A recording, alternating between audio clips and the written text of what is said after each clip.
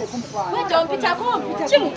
group of sex workers met here in Kampala to mark the International Day to end violence against sex workers.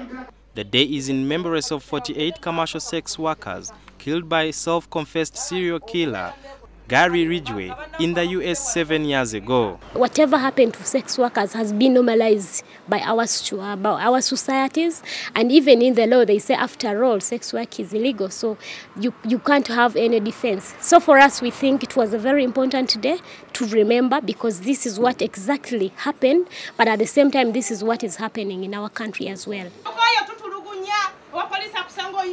The sex workers shared experiences in their profession, which is regarded as a crime under the Penal Code Act. They took issue with the criminalization of their trade, saying it leaves many of them vulnerable to abuse, torture, violence, discrimination, and stigma, as well as exposure to HIV. Job of sex work.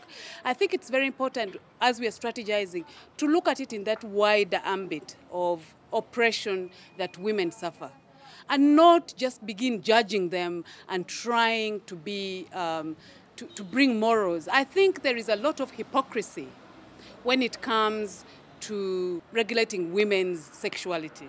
These ladies of the night say the government ought to consider a mechanism to economically empower them if they are to abandon their profession. That, for example, there are better courses where one can, get trainings and meaningful trainings or programs, and maybe also have they call the sako money or the intandikwa, which is also fair, not like $100. It can reduce. The sex workers are clearly on a long, drawn-out drive, not only to promote the observance of their own rights, but also that of others. The commemoration of this day comes 2 days after sex workers petitioned Parliament over some sections of the HIV bill. Sudir Biaranga, NTV, Kampala.